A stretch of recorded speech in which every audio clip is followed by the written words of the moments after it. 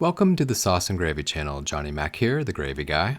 In this recipe, I'm going to walk you through step by step how to make a delicious sauce for a classic comfort food. Swedish meatballs. It's easy to make, tastes great. Let me show you how to make it. Begin with the prep work on the meatballs. Chop up a tablespoon of parsley and a quarter of a cup or 30 grams of a yellow or white onion will do. I'm not going to saute the onions, but you can if you like. Snag a mixing bowl, throw in 1 pound or 500 grams of ground beef. Another option is to use half ground pork and half ground beef if you like. Drop in your finely chopped parsley.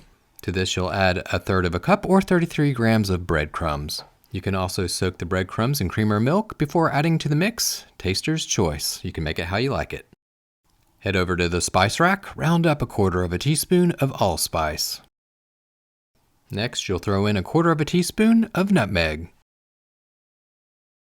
And lastly, you'll drop in a quarter of a teaspoon of garlic powder. Spank in some cracked black pepper and a dash of salt. Hit the fridge and crack in 1 egg. Last ingredient, throw in that quarter of a cup of finely chopped onion. Mix it all together and then make your Swedish meatballs. I generally like to make them about the size of a golf ball. The meatballs, they're going to add loads of flavor to your sauce. How, you may ask? Well, we're going to fry them in a pan. They're going to create bits and pieces that are going to stick and stay on the bottom of the pan, and that's going to add tons of flavor to your Swedish meatball sauce. Fry up your meatballs in a neutral oil in a high-sided saute pan over medium to high heat. Make sure that they're cooked all the way through. Remove the Swedish meatballs from the pan, cover them, let them rest while you create your homemade Swedish meatball sauce. And would you look at that? Check out what's on the bottom of the pan. That's flavor, that's fond, that's going to make a delicious sauce.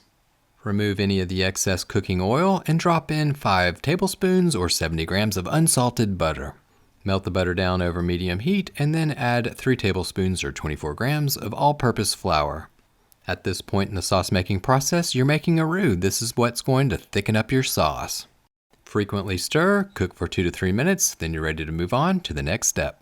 Pour in 2 cups or 500 milliliters of brown veal stock or beef stock. If you want to substitute with a broth, you can. Round up a flat bottom spatula and scrape the bottom of the pan to release those bits and pieces up and into the liquid. And have the courage to use a metal spatula. It works best, it really gets all that fond up easily, and it doesn't bleed a nasty flavor into the sauce like a wooden spatula does.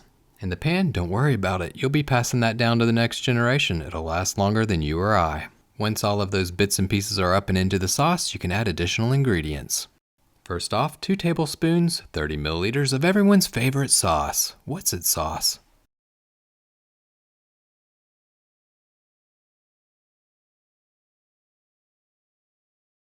Snag some soy. I'm using low sodium soy, however you can use regular if you like. Half of a tablespoon, 7 milliliters. To this, you'll add 1 cup or 250 milliliters of heavy cream, also called whipping cream or double cream in some countries. The last ingredient for this step of the process, mustard powder, a quarter of a teaspoon. If you'd like to make this recipe in the comfort of your own kitchen with the written recipe, this happens to be in the Sauce and Gravy channel cookbook, Sauces Made Simply. If you'd like to round up a copy, I'll put links in the description section of this video as well as on the Sauce and Gravy channel website.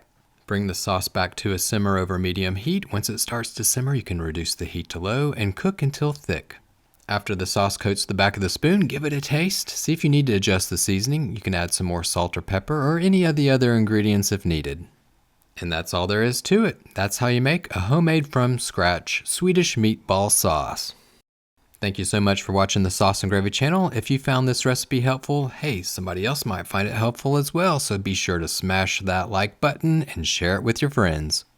Are you into sauces and gravies? Well then knock out that subscribe button and don't forget to turn on the all notifications bell to stay tuned to the latest and greatest sauce and gravy making tips and techniques. Thanks again for watching. Remember, it's just you, me, and the sauces. Keep whisking, y'all.